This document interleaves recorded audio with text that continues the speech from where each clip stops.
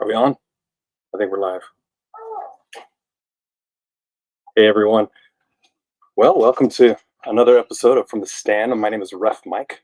Thanks for joining me today. Today we're going over Volleyball 101.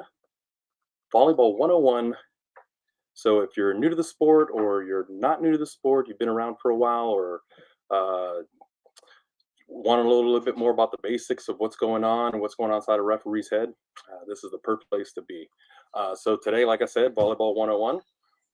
And we got some great stuff, great information for you today from the referee's point of view. So a couple of disclaimers right off the bat. I am a family man and I love my children, and you'll often hear or see them in the background. We don't, we love kids around here, so we just let them run around. But I digress. As we get started here, again, my name is Ref Mike. This is From the Stand, inside the mind of a volleyball referee. Our today's episode, Volleyball 101. So I have a disclaimer for you right off the bat, and I'm going to read it directly off the sheet as I wrote it. That way we don't get any mixed signals or any confusion going on here. So as a volleyball enthusiast and referee, it's crucial to note that I am not affiliated with any official governing bodies such as NFHS, USAV, NCAA, or FIVB for this purpose. My opinions and anecdotes shared by me are mine entirely alone, and they should be taken as such. While I strive to provide entertaining stories and insights, it's essential to always verify the appropriate rules independently. If you have any questions about rules or anything like that, or my interpretation of the rule, this content is intended purely for anecdotal entertainment purposes only, and does not represent any specific region, organization, club, chapter, or entity within the volleyball community.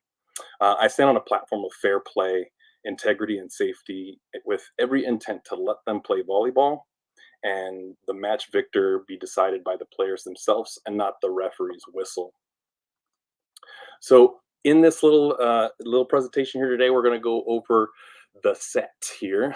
We're going to cover a brief history of volleyball, the court layout, the team composition and positions, referee positions, overview of volleyball, um, overview of the volleyball lexicon, basic rules, game interruptions, substitutions, the libero, types of contact, and referee signals. And then a little word on judgment. And that's basically going to be a small interpretation of what goes on in our heads in the stand as we're watching each contact of the ball. We make judgments every single contact. It's a little different than some other sports, but every single contact of the ball, we are making a judgment call. So without further ado, we'll continue on. So history and evolution, and this has always been really interesting to me. Volleyball was invented, well, the guy credited with inventing volleyball, his name is William Morgan. He did so in 1895, 1896. And it was originally called mintonette, I believe is how it's pronounced. He wanted it as an alternative to basketball, because basketball was a lot of cajoling and pushing and stuff like that. And he didn't want that. He wanted something that businessmen could go and play during their lunch breaks or after work and not get all banged up. But he did borrow from a lot of other sports. He took the net from tennis, the ball from basketball, and some of the rules from handball, and as far as handling the ball goes. But some basketballs proved a little harder to handle on the court because they were real hard, so they couldn't really hit them effectively. So he got in touch with Spalding, Spalding, the basketball manufacturer, and the original use was the basketball, and then he took the bladder out of the basketball, and the rubber part of the basketball proved to be too bouncy, and so that's when he got in touch with Spalding, and they designed the what has become known to be known as the volleyball we have today.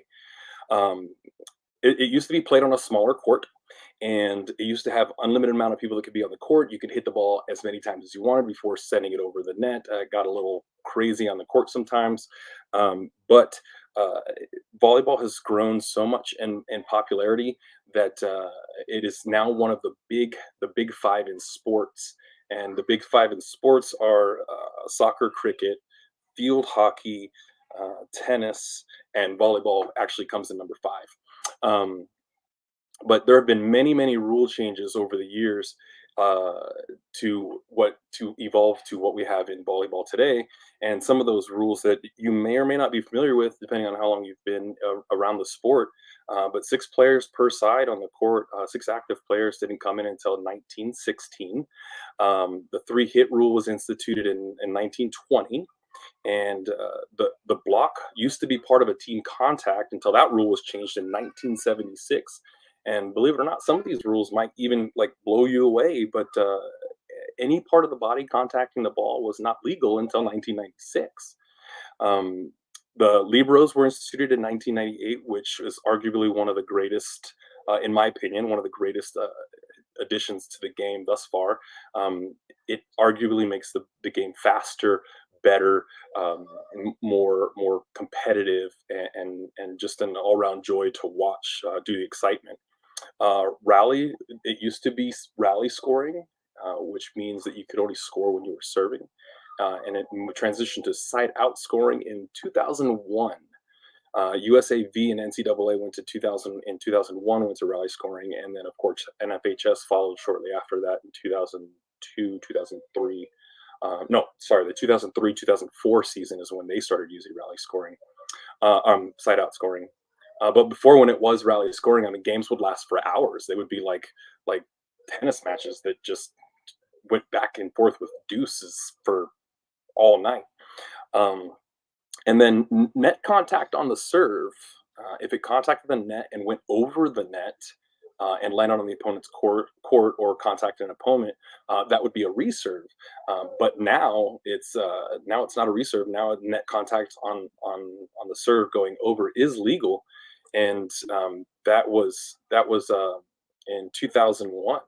So court layout, as you can see, the court layout is designed as more so now to facilitate um, playing.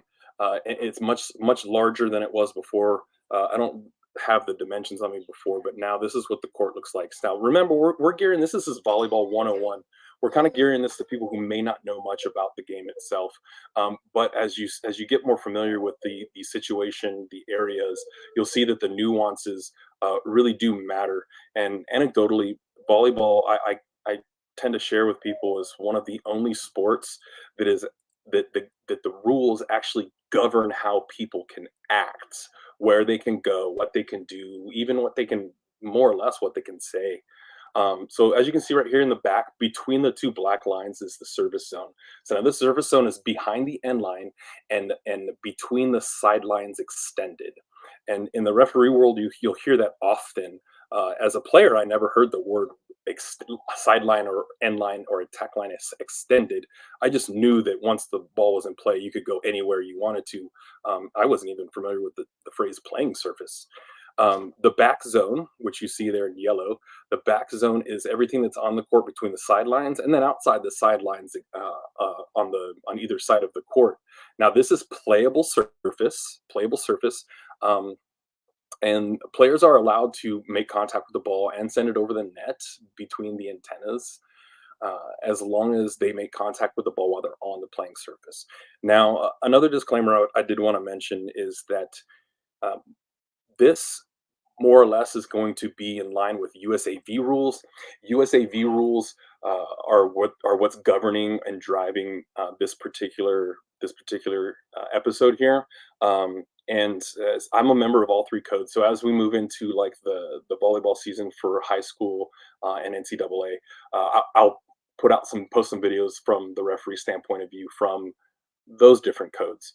But continuing on, so you'll see that we also have the attack line. The attack line is that red line towards the middle of the screen there, and then the blue zone highlighted zone is the front zone. You'll notice again the attack line and the attack line extended goes outside of the court itself, all the way up, and then the attack zone, excuse me, is all the way up to the net. That purple shaded area, that purple slashed area is the libero replacement zone. The libero replacement zone is, in fact, between the end line extended and the attack line extended in that particular zone. No replacements can take place outside of that zone. and the substitution zone, which is a little bit smaller on the court, right there in front of the right there in front of the score stand. That is the substitution zone, and there is particular nuances on how people are substitute that we'll go over later.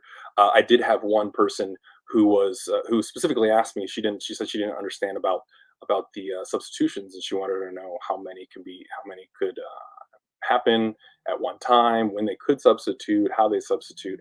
So a little bit later on in this presentation, I'm going to go over that as well. And then you'll see on the bottom there, I also have the sideline extended. And the sideline obviously is on both sides of the court there. Player positions. Player positions are six and few. There's six general positions on the court. Those six positions are in order from the server, and then the positions run.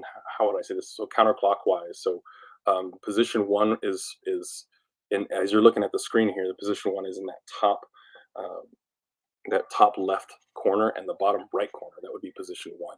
Position two is in front of that position one, closer to the net, and then it keeps going around like that. So you have six is adjacent to one on the top side. But these are the six main player positions on the court here.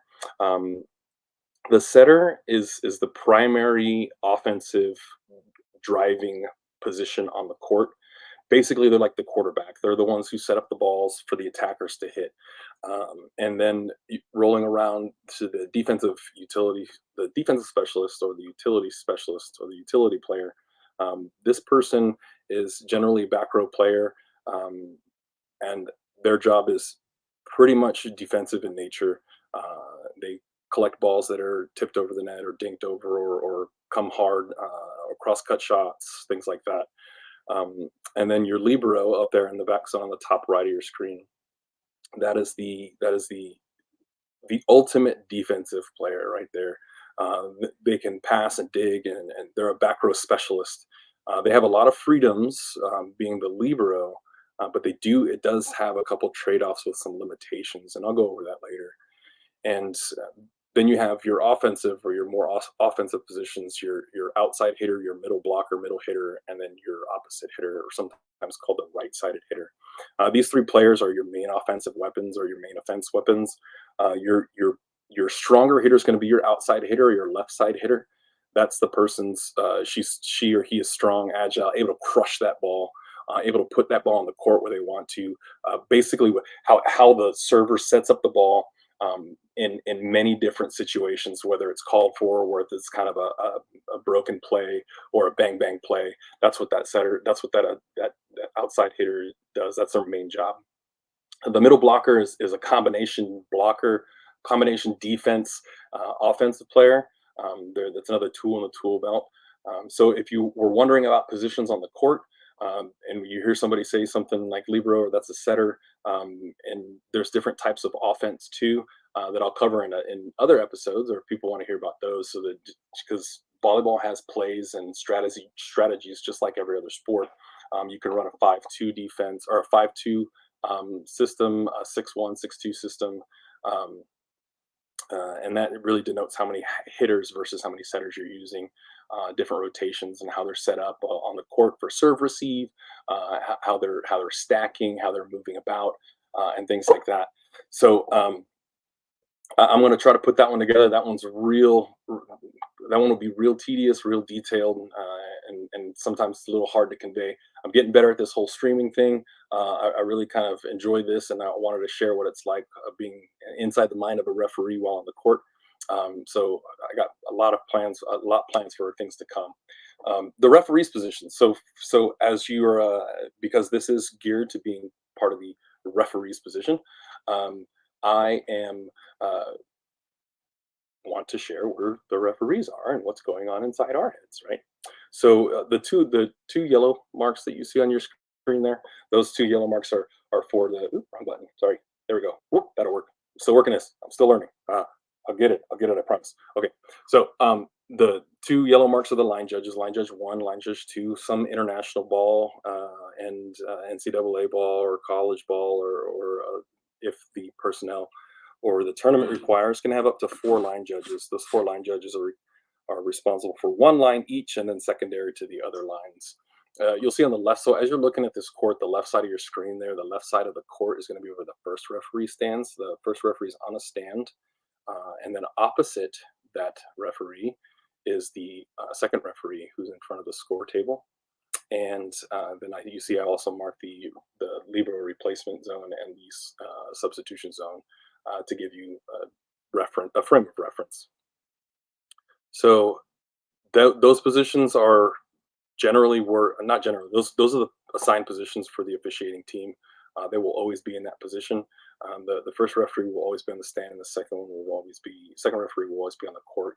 Now here's where I love to pull back the curtain a little bit, and many view the first referee as kind of the overall person in charge of the entire match. And while that may be the case, it's kind of like a fine marriage between two people, insofar as the first referee would be like the head of the household, right? And the second referee would be the second head of the household, or what have you. But as far as me and my wife goes, I am the first referee in my house, and I run it as such. I'm the first referee. I'm in charge of everything that goes on around here. Um, but let's face it, the R2 is really the one who runs the show. I said it. I said it. So my wife, the R2, is really the one who runs the show, and that's kind of how it is on the volleyball court. Uh, Although the R1 is responsible for everything that happens in and around the court as far as gameplay, match tempo, enforcing the main point of the rules, or the main body of the rules, the R2 is instrumental in the flow of an actual match. The R2 really does control substitution flow, um, can keep the pace or tempo of the match high by systematically and uh, uh, running off or heading off any issues at the pass when it comes to coaches having any issues. Um, so the R2 does have to have a little bit of flair and a little bit of personal interaction skills. Sometimes you get irate coaches in all levels of volleyball, from seventh to eighth grade, all the way through varsity matches and USAV, and believe it or not, club ball. The coaches for the 12, 13, 14 teams, they can get very, very emotional, very, very, very, very worked up, very revved up. So the R2 can head a lot of things off at the pass by kind of addressing the situations before they get too bad with the coach. And then in college ball, I'm coming to find out quite quickly that uh, coaches are very, very, very. They have a lot of skin in the game there, so to speak, and they're very attuned and attached to their girls, and want the very best. So obviously, emotions run real high, and they want to win. So sometimes that R2 can really kind of quell anything before it even starts. But the the R2, like I said, the R2 is really the one that kind of runs the show, and that's like I said, you heard it from me. Um, so volleyball lexicon. As I was putting this presentation together, I was looking around, and I kind of was saying to myself, "Man, what would I want to know if I didn't know anything about the game that would make it more enjoyable for me?" And one of the main things that I did want to know was not to treat anybody like they haven't or don't know anything about volleyball, but to cover some of the basic stuff. I mean, this is volleyball 101, so to cover some of the basic stuff, but maybe to get more of a refined position or refined definition of some of these words. So, from a referee's point of view, for instance, serve. So the serve is the initial contact of the ball while out of play, while off the court between the sidelines extended, both of the sidelines. So the rule change recently was there used to be a service box. There's no longer a service box, but now the server can serve anywhere between um, the sidelines extended behind the end line. That foot fault comes into play when you can't see any daylight between the shoe and the line on the court. So if they contact the line at all, that would be a foot fault or a service fault. Service fault is what, or service is what puts the ball into play. So the ball is not live until contact for serve is made. Contact for service means the player is in the action of making a serve or action of serving and then contacts the ball. So there's some rules that is um, on the younger girls, 13 and younger, they get 8 seconds on a reserve, and then and 14 and over or 15 and over, I believe, is 8 seconds of no reserve. So the rule there is if in the younger, if they do get a reserve or the ability to have a reserve or the option of a reserve, the the deal is if you are in the action of serving, in the act of serving the ball as judged by the referee, and then you make contact with the ball itself, then you don't get a reserve. That would be a service fault. So that means that you can throw the ball up, and you can catch it now. You can let it bounce. It can bounce off your foot. You can throw it and throw it way over there. You can dribble it, toss it against the wall, what have you. But as soon as you toss the ball for service or release the ball for service, and then you make a motion to hit the ball and you make contact with it, that would be in the act of service. A pass is anything that goes from one player to another that's confined within your first two team contacts. So that's serve receive, or anything that comes over the net after a server breaks the plane of the net after a serve that is intended for one of your teammates. A set is what we denote as, so traditionally a set is what somebody would describe as this, the motion of doing this to the ball. And really, a set can be an overhead finger pass or a forearm pass, as long as would the delineating factor there is that the set is intended for a player to attack the ball.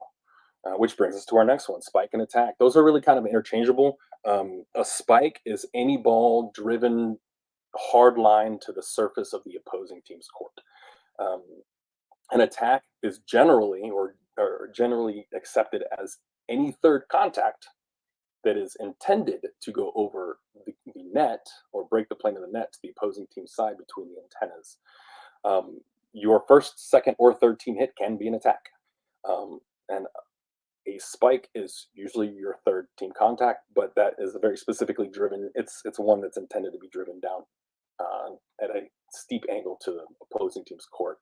A dig is a broad description of any attempt to keep the ball from going out of play or contacting the your team's side of the court in a manner that displays some sort of athleticism. So diving, flipping, not flipping, but diving, reaching, hitting the ball awkwardly, anything like that. Those can be put in your stat column as a dig.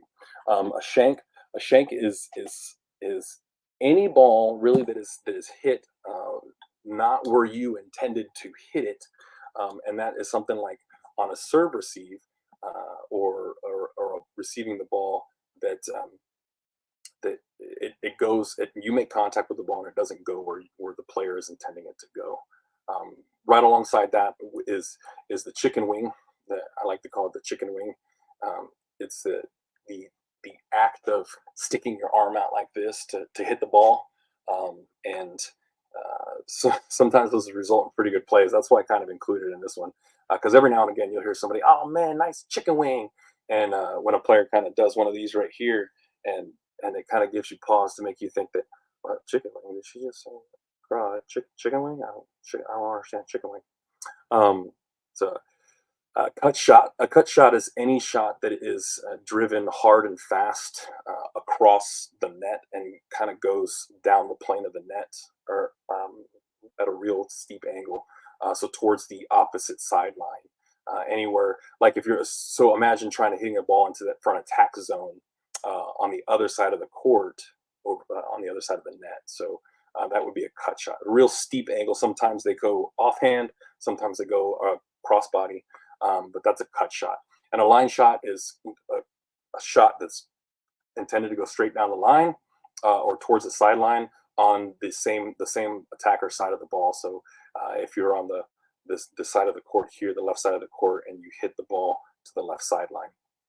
A floater or a float shot that's the same concept as in tennis. You're kind of in trouble. You kind of float one over. What you'll hear often on the court is you'll hear coaches and players say free ball, free, or free ball, or some variation of that. And that's what that is. That's what that is describing. It's describing a float shot. So a float shot comes over sometimes high, sometimes not so high, but it usually comes over with minimal power. It doesn't come over too hard, and it's something that the players can easily get a hold of. Um, the tip shot is anything that's intended to go over the block and land behind the players that are blocking, and that's where that is. That's pretty easy. The dink shot, sometimes interchanged with the tip shot. The dink shot is more or less interchangeable, except for the distinction I make between the two is a dink has a directional aspect to it. So a tip shot is just kind of tipped over the net, and a dink shot is kind of like tipped and knocked to the left, or tipped and knocked to the right, or tipped back a little bit farther deeper into the court. A push shot. So now you're going to get inside behind the curtain on this one. So a push shot is, because there's a lot of grumbles in the field from this one, and again we'll have a word about judgment towards the end of the cast here. But a push shot is any shot made with one or two hands where contact with the ball is made and it's pushed in a direction, either left or right or straight or down, or however it is. But it's pushed. So generally how that happens is a ball is coming, let's just say a ball is coming cross body like this, and the player makes contact as it's going by and gives it a little hand. That's like a push shot. So think of the traditional definition of push and pushing the ball, and that's a push shot. So there's a couple of things that go into play during a push shot, and one of those things is depending on the rules code here. So, for instance, is in NCAA here. Let me type this up here. So, like for instance, in NCAA ball, part of the rules state prolonged contact. So prolonged contact is having too much time on the ball there, and and that is a ball handling fault. USAV rules don't state that. USAV rules do state the ball must rebound in any direction, or it can rebound in any direction, but it must rebound off the contact. And then I like to use a little physics involved too. So there's some physics that basically state that, like, you can't physically change directions of the ball without catching and throwing it if you're doing an overhead finger pass. And I don't want to get too much into the minutia on that, because I do want to have an episode strictly on ball contact, because like I said before, referees make hundreds of judgment calls every single contact with the ball. Unlike most all other sports, contact judgment calls are made on every single contact of the ball. But moving on, so the dump shot, that's another one of those things. So notice I said dump shot and not a dunk shot, right? So in basketball, a dunk is a one-handed or two-handed forceful play of the ball through the hoop. If you take a volleyball and do the same thing, so you dunk it, that's a dunk, right? Or one-handed dunk it. That is not a legal play or legal contact with the ball. However, a dump shot is a little different, as in where it's kind of forcefully snapped down in a particular direction. So it is a directional shot, and it's kind of forceful, but it's not considered a catch as long as the ball doesn't stop or change directions in a manner that would suggest that the player over controlled the ball. And the next one is a deep dish. So this one is a source of controversy every single time. So you're going to go behind the curtain again every single time. When that ball comes into that setter's hands like this, and they come way down with it like this, and then they throw it up like that. So notice I use the word throw. So catch and throw, catch in USAV, catch and throw in NCAA, or FHS, regardless, you can't catch the ball. That's like the cornerstone of the game. The ball must remain in motion. So on these deep dishes, as long as the ball doesn't stop moving and it doesn't change directions, because Physics 101 states that a object in motion must stay in motion until acted upon by an outside force. And when something is acted upon by an outside force, it can change directions. So if the player, and no matter how infinitesimal, for you to change directions in something, the ball has to stop. Like you can't just, it stops going this way and moves this way. So at some point, the lateral shift stops and goes this way. As long as it doesn't visibly come to rest, then it's going to be okay. So, like I said, those deep dishes, and what I tell the girls is it's physically impossible not to catch the ball if your elbows are above your hands or your wrists. So, if your elbows are above your wrists, that's all day long. That's going to be a catch. Any referee who's worth his weight in anything or her weight in anything is not going to let that one slide. That's definitely going to be a catch.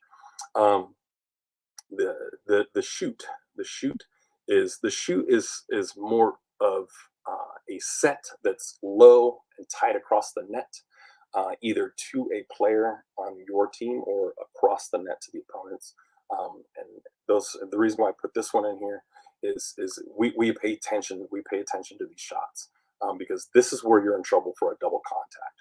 Now we won't get into the NCAA issues or the new rules of NCAA being allowing for that double contact to happen. And USAV, I do believe, is moving that direction as well. Double contacts are. I don't think the spirit of the rule is going to change. But see, Mike's opinion. Here we go. Check that. Yeah. So I don't think the spirit of the rule is going to change, but I do think that the way it's enforced is going to be changed, and some of the verbiage for USAV is going to change too.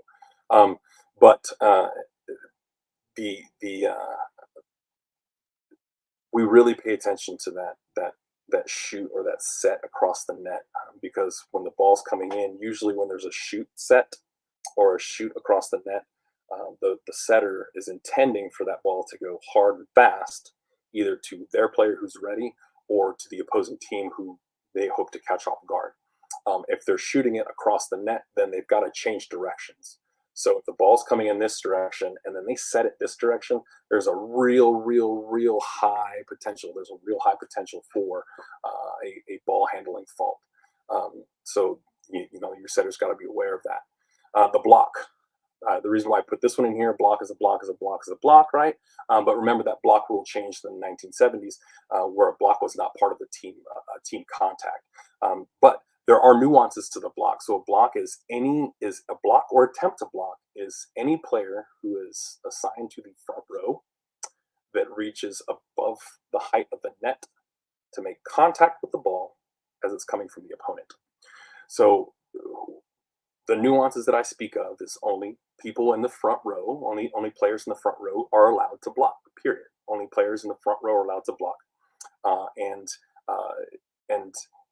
one of the nuances is that libero can't even be a part of an attempt to block. So that is again one of the things we can go over later.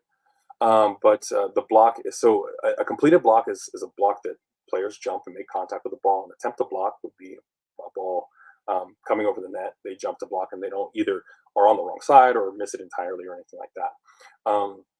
But a block is important because it's not part of the three team contacts. As long as it is in the performance or during the blocking action. And the blocking action is very specific insofar as it is not an offensive attempt to play the ball.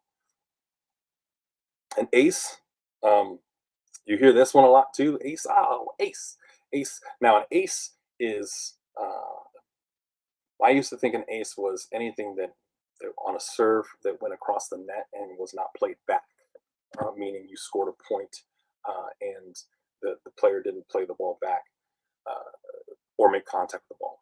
But that's not the case in volleyball. Come to find out, I think this is one of those colloquial things. The ball is served and it's not returned at all. So they consider a first, second, third team contact, or something that contacts the floor of the opposing team as an ace. Well, you want to put that in your stat book? Cool. Um, but and the next one here we have fault. Fault is anything that goes wrong that a referee would blow their whistle for. We'll cover some faults at a later date.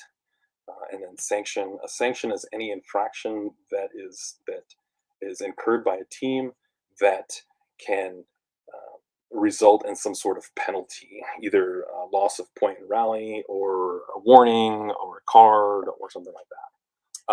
Lineup. I put this in here. Very simply put, lineup is is your 6 starting players. Everybody else is considered a substitute. Rally is the action of the ball while in play until the end of that play, or a dead ball. Side out is when the opposing team scores, or the receiving team scores a point, and not the serving team. And a pancake, and this. So I put this one here, man. I love. We really pay attention here on this one. So the pancake is the act of placing a hand on the floor, much in the manner of a pancake would lay on the floor, in an effort to save the ball from contacting the floor. So there's a lot of instruction and guidance that we as referees get, or that is out there to obtain, about how we watch the ball and how we watch for pancakes. And some of it's kind of convoluted in a way. It's convoluted in a way that there's no hard and fast. There's no cut line. There's no definitive saying, "Hey, you should do this as opposed to this." I know I'm being a little ambiguous, but when it comes to contact with the ball when it's that close to the floor. So here's my opinion. My opinion is I love watching the players play. I always give the benefit of the doubt to the player, and some of the things that some of the mantras that we go by in the referee culture is, if you don't see it, you can't blow your whistle, or you shouldn't blow your whistle if you don't see it. I'll give you, for instance, on that one. Some referees will rest their hand on top of the net. Uh, by and large, that's purely for comfort's sake. That by no means means nothing as far as officiating goes. And again, this is my opinion. If anybody tells you different, then they're probably have some ulterior motive, maybe. I don't know. But here's why. Simply put, if I have my hand on the net, there have been times before where I have my hand on the net and I'm watching the play and I feel the net move because the player made contact with the net. Well, that's not an infraction in USAB rules. That's not an infraction. Net contact has to be in the action of playing the ball. But that does suggest that I am able to determine when somebody makes contact with the net by touch. However, if there is net play going on and I have my hand on the net here, and I'm just resting my hand up there, and there is an attack and a subsequent reset, right? So the player goes up to attack, comes down. I'm watching the ball, watch for contact, watching the ball for contact or floor in out touch, and I feel the net move.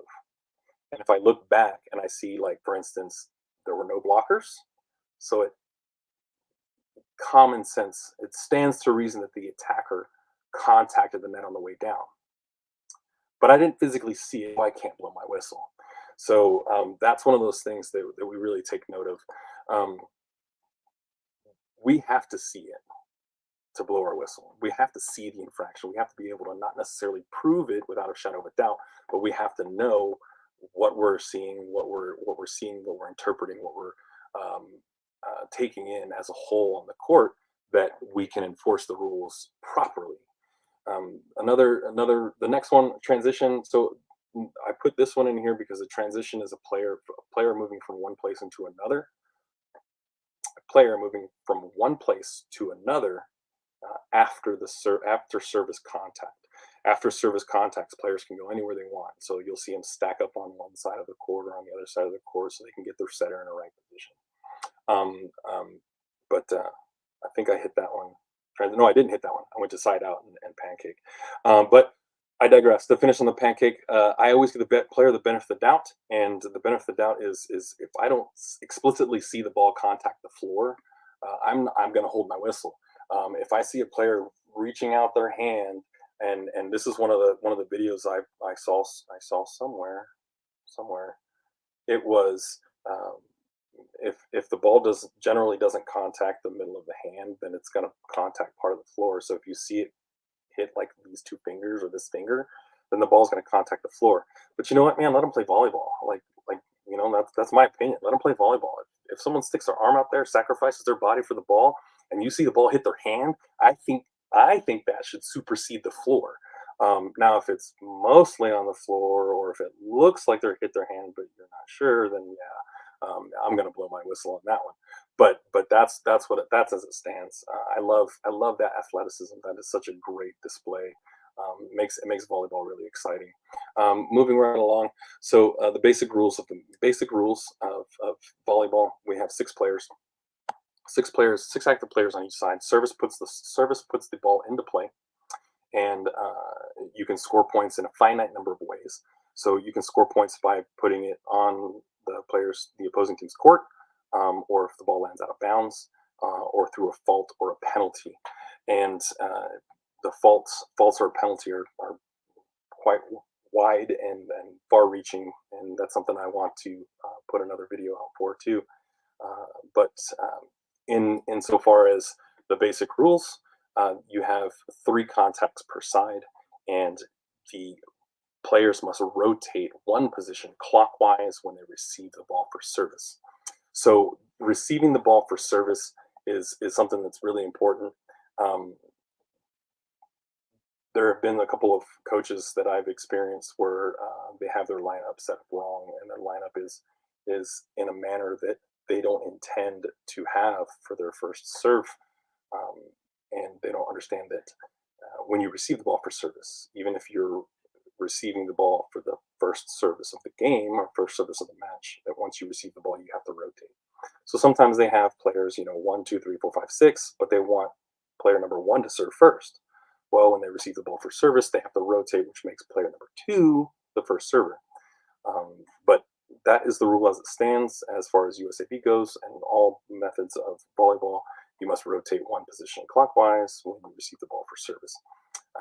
And then substitutions, you get 12 in USAV. You do get 12 substitutions.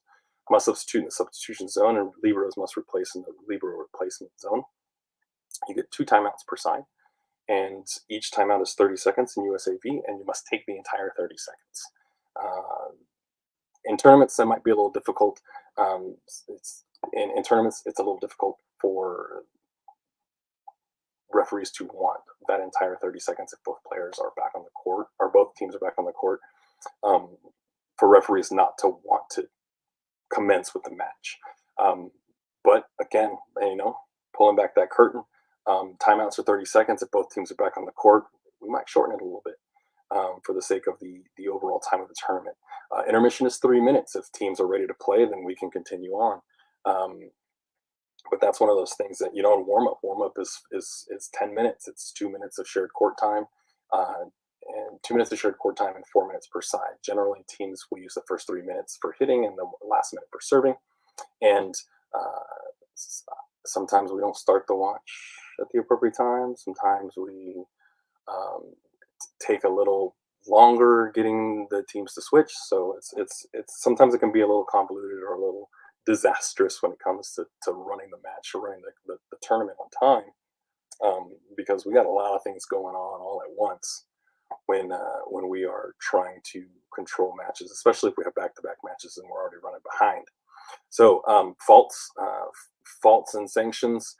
So the faults can happen in various ways, and like I said, I want to do another video on this one later on. So we're not going to go over faults and sanctions. Suffice it to say, but I do want to say one thing. In my particular, referees really pay attention, and what I've seen going on in this culture, again, my opinion, in this culture, is that the cards aren't being used enough, and I think of it as kind of like another way to say that is, if you give a mouse a cookie, right, they're going to want a glass of milk, and then they're going to want to sleep in your bed, and then they're going to want to shower, you shower, and whatever. So that's kind of how that runs. As far as the sanctions go, I tell the girls, I tell the athletes, I say, look, you're the captains of your team. You were chosen to be that for whatever reason, whether you were selected or chose or volunteered. I expect you to act as such. I don't give out yellow cards and red cards. I don't give them out. You earn them. Players, teams, coaches can earn yellow cards and red cards because they broke the rules. They broke a rule, they incurred a sanction, a violation of some sort, they committed a fault of some sort that required the issuing of a yellow card or a red card or a verbal warning. Once you're done being mad at me, you can kind of calm down. You say, you know what, I'm sorry, I earned that card. That was my card. I had a bad attitude, which is one of those instances where I told you that that volleyball is governed. The actions and attitudes are a little governed by the rules itself. But sanctions, as far as that goes, is I don't think they're enforced enough, and some of the sanctions off the top of my head that aren't enforced enough are the delay of game sanctions. Too many um, liberties are afforded players for things like tying shoes. Coaches are, even though they may or may not be aware, coming onto the court during timeouts, not coming back fast enough from timeouts, things like that. So that is something I do want to cover in another video. But as we move forward, um, I did want to talk a little bit about the libero because this is one of the questions I got when people were asking me in volleyball 101 here. So the libero, let's take a look at this libero here. It's the libero is a defensive player, entirely in a defensive player. They're limited by where they can be during service contact and being assigned.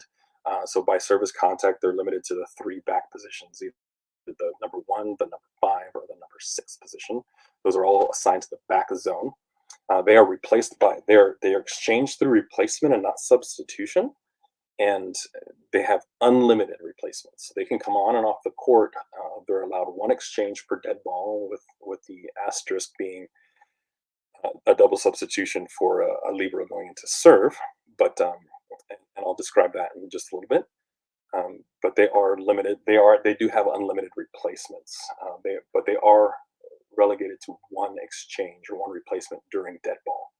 Liberos can be replaced with other liberos, but the rule as it states is that the libero must be replaced by the player that the libero replaced. So in other words, if the libero goes in for, in this case here, we'll just to use these two numbers that's on the screen here. So your libero is the number 4 position in the white jersey there. So if number 6 came in, oh look, there's one in the backcourt, 13. How about that? So if 13 came in, or 13 was on the court, and number 4, the libero number 4 came in for number 13. 13 is now off the court. When the libero leaves the court again, number 13 has to replace her. Must. It is a must. It is a rule. That is a rule, and it is never to be wavered from or changed or not enforced. And that is the job of your libero. That is the job of your libero tracker, to make sure that that libero is exchanging with the right person. I've encountered one time where the libero was replaced. 4, I remember the numbers. 4 went in.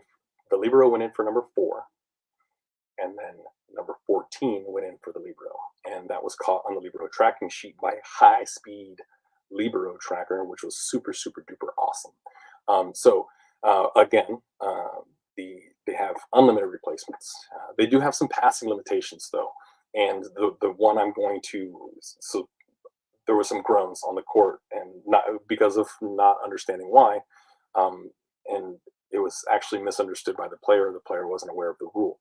This particular libero overhead finger pass in the front zone, contact with the ball on the third team contact was above the height of the net, and it went over the net. That is an attack hit fault. The libero is not allowed to overhead finger pass while in the front zone to an attacker who contacts the ball that's entirely above the height of the net. The whistle was blown, illegal attack, and the player, nobody knew why the whistle was blown. I blew the whistle correctly so, and the coach actually was quick to explain that she was in the front zone when she made that overhead finger pass. So, but bump passes are always okay. And then and of course the attack limitations. So the ball when you're on offense, and somebody said this to me once, and it makes a whole lot of sense. When the um, when you're on offense, it matters where the ball is. When you're on defense, it matters where you are or the player is. So, as an example, um, when you are on offense, the ball has to be in a certain position when you make contact with it. So the ball has to be above the height of the net for uh, you know contact if the libero makes an overhead finger pass. The libero can't hit the ball over the net if it's entirely above the height of the net. So that's position of the ball. When the setter sets the ball, if the setter is a back row player and is setting in the front zone, and the set is above, and the ball is above the height of the net, and the next contact that is made is from the opposing team, that's an attack fault. Blocking fault is defense. So a blocking fault is if you are in the back zone and you go up to make an attempt to block and you make contact, which is a completed block, and any part of your hand or the collective block is above the height of the net, that's a blocking fault. So defense it doesn't matter where the player is, and in offense it matters where the ball is. And so the the that is one of the attacking limitations of the libero. And then there's the double replacement. So the double replacement was something that really kind of tripped me up when it was described to me. And I don't expect you to get it now if you're not familiar with it. But if you ever wonder why two normal shirted players go running around the court, and then the libero either stays on the court or goes off the court, and the other libero comes in, and then that person goes to serve. Suffice it to say, if the libero is now in the back left position, that is the number 5 position. So the libero is in the back left position, and the libero rotates to the front, which is the number 4 position. The libero must come off the court. Well, the libero can go serve if that's the position they're serving in. So remember, you can only have one exchange per dead ball, but technically this is 2 exchanges or a double replacement, 2 replacement, double replacement. So the libero is coming off, but then coming back on, which is where the double replacement comes into play. So the libero rotates to position 4, goes off the court, then comes back on to the number 1 position to serve. The player that the libero replaced comes back on and goes to position number 4. And then the player that was going back to serve goes off the court because the libero is replacing him. So that is one of those things that I guffawed at first, and I was like, man, that's crazy. And then you see it in action, and you really kind of understand how it goes. This part, we're getting ready to wrap up. This part of the session, I wanted to go over referee signals. This is probably the second or third most hotly contested spectator thing of misunderstanding, or however you want to say it. So we have some main signals that we use, but really specifically, I'm just going to go over the rules that the signals that USAV rules govern, and how we use them, and why we use them, and kind of explain a couple of the nuances of how they work.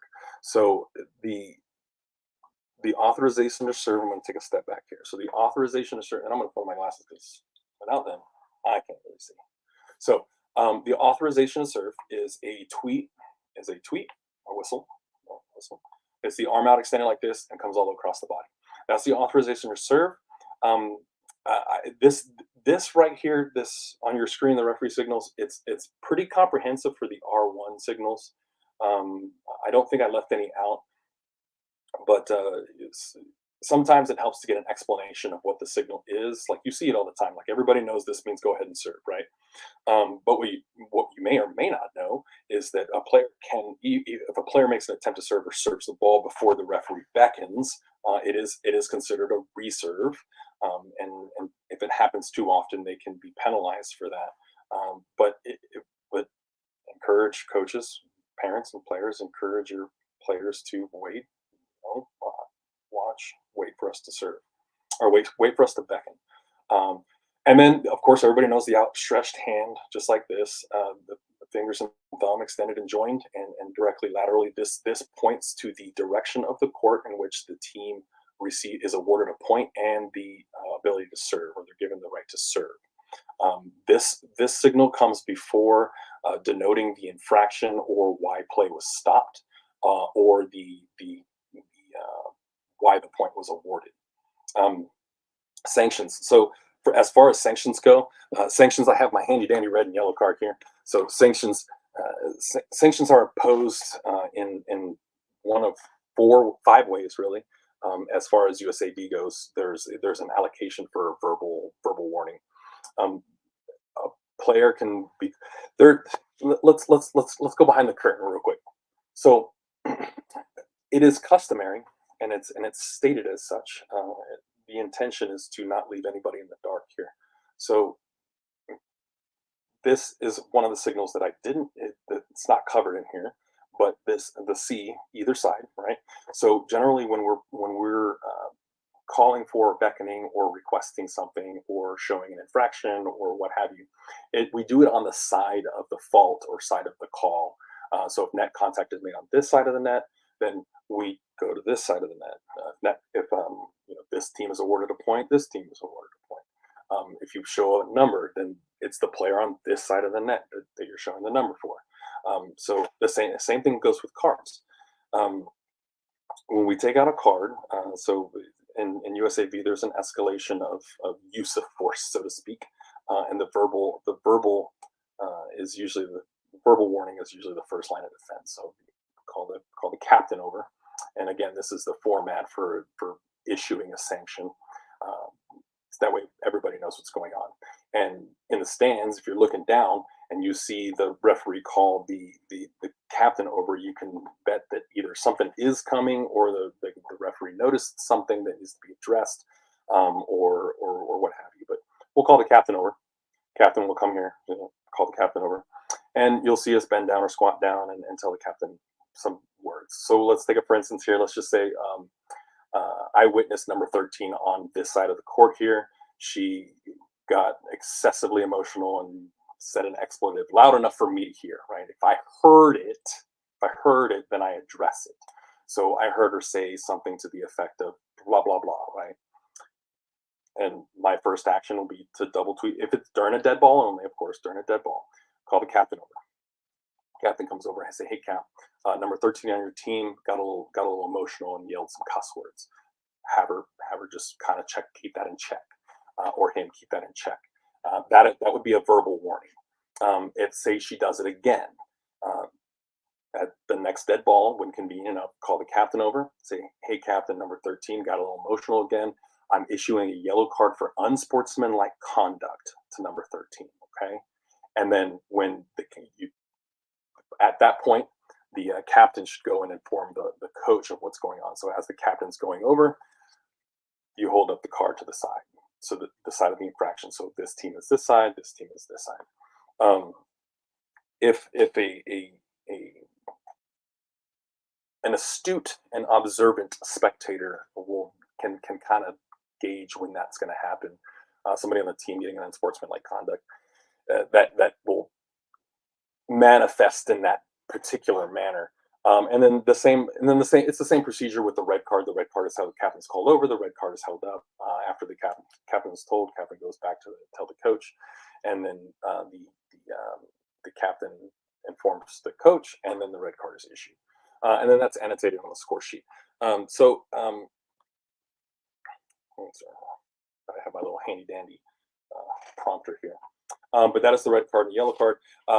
So there is also a disqualification, which is two cards being held up, and an expulsion, which is a yellow and a red card held up separately. Disqualification means a player can't play anymore, and an expulsion means that that player or coach or whoever member of the team actually has to leave the facility. Um, uh, I have never disqualified or expelled any player. Um, I hope that I never have to do that. I really do believe in preventative officiating, um, stopping things that before they can happen to where a player would not be able to play. Because the bottom line is all players are there to play, right? All players want to play. All coaches want to coach, or else they wouldn't be there. Um, and see, so the next one, delay in service. So this is the one that really kind of confuses almost everybody. Um, we all know we have a time limit to serve, but what happens when you don't serve within that time limit? Well, you get a dead ball whistle, so the whistle is blown, and you go to the side of the serving side of the court, and you hold up. So this number here. So it's for us, it's 5 fingers on the right, display the right hand and the left hand. So 5, 6, 7, 8. That is the signal for 8 seconds. Each team gets 8 seconds and a reserve, unless you're 15 and older or 14 or older. And you have to look that one up. I'm pretty sure it's 14 or older. You get 8 seconds and a reserve, and then 14 or older, you get 8 seconds, and that's it. So whistle blown. So you signal the fault, or award the point, signal the fault. And then the blocking fault is straight up like this. So, and my hands are out of the screen, but straight up like that, that's the blocking fault. So if the whistle's blown, point is awarded. This is an illegal block. That tends to not happen very often. And if it happens, it's usually due to a front row set, a back row setter in the front row. And if you're from the referee's point of view, so let's see, we're going to go behind the curtain again. And when you see the referee on the floor and he does this too, that means he's given the court back to the R2, who's really in charge here. R2, remember that the R2 is in charge. The R2 is giving the court back to the R1. Play does not continue until the R2 is ready. Okay. Yeah. And then, so we also have position fault, rotational fault. That's just one little finger up like this. And USAB, it's one little finger up. You do start a little pot there, start a little pot. We give this signal when a player is out of position during service contact, or out of there's a wrong players on the court, which is rotational fault during service contact, and just stirred pot. Ball in. Everybody knows the ball in, ball out, and touch. So the reason what I want to go over on this one, on these here, is ball in, and the ball hits the floor. So in is always in, always in. Ball hits anywhere on the court, and I try to convey. So people like to say that. Oh, well, that was a late call, or oh, the line judge said it was in, or oh, so people always want to argue. I say people because I'm encompassing everybody here. People as in players, coaches, spectators, parents. They're all lumped into the same category in this particular instance. They'll say things like, "Oh, well, the line judge said it was in." Okay, well, I understand the line judge says it was in, but based on my position and my judgment, it appeared to me that the ball was out. So out, right, or out with a touch, right? But the basic fact of the matter remains that the R1 is in charge of making that call, and so whether you want to argue that judgment call or not is entirely up to the captain of the team, if they want to argue that. But ball in is always in. It doesn't matter. The reason why I'm saying this, it doesn't matter if the whistle is late. Excuse me, if the whistle's late, or it's if it happens 2 or 3 contacts later. If the referee blows his whistle and stop play, hopefully it's not 10 seconds late, but in is always in. That's a hard and fast rule. I was recently in a tournament this past weekend, and I did blow my whistle late on a call. I do remember specifically. It was a double contact on this team, sent the ball over the net, and it wasn't traveling at light speed or anything, but the ball was set. Double contact was made, went over the net, and my whistle I didn't blow my whistle until the first player made contact, and it was going to the second player who made contact. That's when I blew my whistle. Obviously, the hand signals were correct. I awarded the point to the correct team, and I gave the double contact signal. The whistle was late, so it got a couple groans, but it also made the people happy that were yelling double. But I tapped my chest like this, saying that was my call. That was my call. It was the correct call, and I was making that call. It was me who called it, not my reception of everybody yelling and groaning that made me blow my whistle. And the reason is I was literally swallowing at the time that I should have blown my whistle, and sometimes it happens. Um, Here's another one for you. So the catch, right? In USAV, uh, catch, catch. So you see this. So in for like NFHS rules, as I'll put this on the screen here. As far as NFHS rules go, right? You have catch and throw, NCAA prolonged contact. But you're going to get this. This is the ball handling fault call. Ball handling fault. Ball handling fault, right? So it's going to be like this. There is no such thing as a lift. I'll say it again. There is no such thing, at least, and because I want to speak specifically on the USAV rules here, there is no such word. It does not exist. It does not exist in the USAV rulebook, the word lift or carry, specifically in reference to ball handling. There's no such word. Lift and carry do not exist in the rulebook. And I'm emphatic when I explain this to some players and some coaches, like, oh, that was a lift. And I'll get players and coaches that'll tell me the same thing. Oh, that was a lift. Oh, come on, that was a carry. I'm like, what is a carry? This isn't basketball. Carry isn't basketball. This is not basketball. What is a lift? Tell me what a lift is. Describe a lift to me using the language of the rules, and maybe you will get a call that goes that way when you think it's a lift. However, it doesn't exist in the rulebook. Carry does not exist in the rulebook. There is no description of what a carry is. There's no description of what a lift is, but there is a description of what a catch is. And subsequently, like I said, prolonged contact, catch and throw. So those are in the rule book. The ball must rebound off the hit and it can rebound in any direction. The ball must not come to rest. Those are all things that are in the rule book. So when contact is made with the ball, and I'll briefly go over some contact, but I like it. We're at an hour and 6 minutes here, and I do want to get close out. But I really appreciate you guys making it this far in the video. For all the people watching live, and all the people that are watching the recorded version on my YouTube channel, I really appreciate that. It is my intention to impart great knowledge from behind the scenes of what a referee is thinking when he's on the stand. But I digress. They're using the language of the rules. I tell the girls too, man, if you have a question, please come up and ask me. If you want to know why I made the call, I will explain it to you using the language of the rules, period. But catch and throw. In the pre-match conference, I say, USAV, this is my pre-match conference. I'm speaking for nobody else. My pre-match conference. I tell the players, say, look, USAV is moving to a double contact on the second team hit. It's not currently in the rules books now. The rules book is still standing firm on its platform of the double contact rule as it's read. But they are moving to a double contact on the second team hit. So I give you a little bit of liberty on your second team contact. However, the word simultaneous does appear in the rule book. So contact with the ball can be with any part of the body as long as it's simultaneous. And I want to do a video strictly on ball handling. So I'm going to cover all this in ball handling.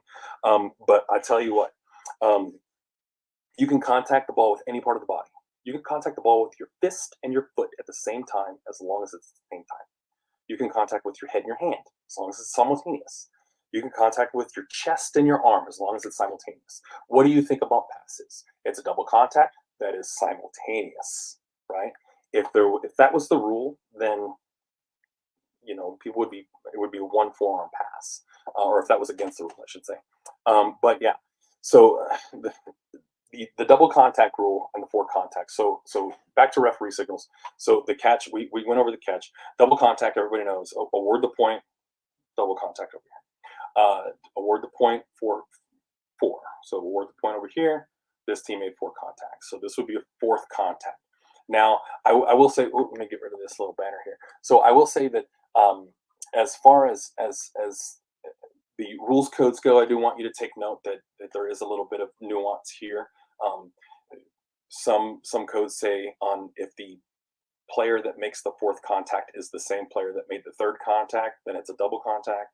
If the player that makes the 4th contact is the same player that made the third contact, it's four contacts. So in school ball, it's double contact if the same player makes the fourth contact.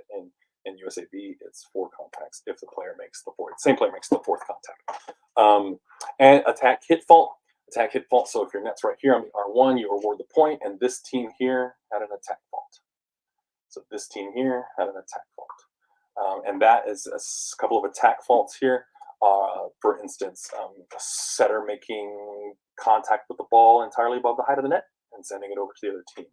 A player in the back row making contact with the ball entirely above the height of the net while in the front zone. So remember, it's where the player contacts the ball. It's where the ball is and not the player. And then reaching over, the dreaded reaching over, the one that everybody wants called, the one that everybody says, oh, that's reaching over the net. Oh my gosh, oh wow, we're gonna let him do that and reaching over the net. So not gonna hit the nuances of this particular rule here, but suffice it to say, when this, this one gets two banners. It's my opinion, and you're behind the curtain here. Every referees on the stand, we can hear you. We can hear the heckles from the crowd. We can hear the groans, the whines, the mines, and the cries, and we can hear all that stuff. But here's the deal. If we saw something illegal, we will blow our whistle. If we didn't see it as illegal or it didn't meet criteria to stop play, then we don't stop play. That's just the bottom line. We're all up there to do the same job and keep the integrity of the game. Nobody's going to say, oh, you know what? Well, I didn't see it for that team, and I'm not, I didn't see it for this team, and so on and so forth. But just remember that if something does go wrong, we will blow our whistle. If we see it and interpret it as a fault or a foul, we will. If we see it and interpret it as a fault or a foul, we will blow our whistle. That is a certain thing. So the center line fault, that is simply just pointing a finger at the center line, or if the ball crosses the plane of the net entirely under the net, center line, and then the double fault or the replay is this. So that's one of the nuances of that particular sign that people may or may not know. If which does happen, a team to the offense or serving team and receiving team will commit a fault at the same time, and at that particular point, a replay is called. So, like say a net contact here at the same time as an attack fault over here, and that would be a double fault and a replay. So types of contact. I know this is like an hour-long class, right? But I promise this is the last slide, and then I do want to speak a little bit about referee judgment, and I'll close it out. The types of contact I told you about pass. So the pass is very simple. It's from your team to another teammate within your 3-team contacts. However, the third team contact is always considered an attack hit because that's the point which the ball must go over the net. So the second type of contact is an attack hit. Attack hit is anything that's directed toward the opponent's court in attempt to score a point. A block is any attempt for a block or an attempt to block, or a completed block is any player attempting to block by reaching above the height of the net in order to block a ball coming from the opposing team. Net contact, net contact, net contact. This is one of those things that in USAB you have to be in the action of playing the ball. Referee's judgment here it's something to hold on to. You are allowed to contact the net if you're not in the action of playing the ball. Simple as that. And then the catch. Well, that is one of those things. Oh, it's in the way. So the catch here is if the ball comes to rest. If the ball comes to rest, that is a ball handling fault. And then the first team contact. And I put this one here. I see it as its own type of contact. As on first team contact, you are allowed multiple contacts with the ball. And notice I said multiple contacts and not double contact. So you're allowed multiple contacts with the ball in a single action of playing the ball. I got cross eyes from a coach once because it was their first team contact coming over the rally was going already. It wasn't a service contact, or it wasn't a contact after the service contact. It was during the rally. The ball came over. First team contact is allowed a double contact as long as it's in one action of playing the ball. But what happened was the ball hit her foot, and when it came up, and then she went like this with her hand, and then it hit her hand. So in my judgment, that was two actions of playing the ball. One when it hit her foot, and then again when she tried to hit it with her hand. And looking back, I honestly don't believe she was trying to hit it with her hand. I think she was it was more reactionary of the ball not wanting to hit her in the face because she did this and not this, or this or this. She actually kind of went up in like a blocking motion, and the coach was like, "That was the first team hit," and I was like, "No, no, no." And at this point, yeah, so this is one of those sanctions that's not enforced.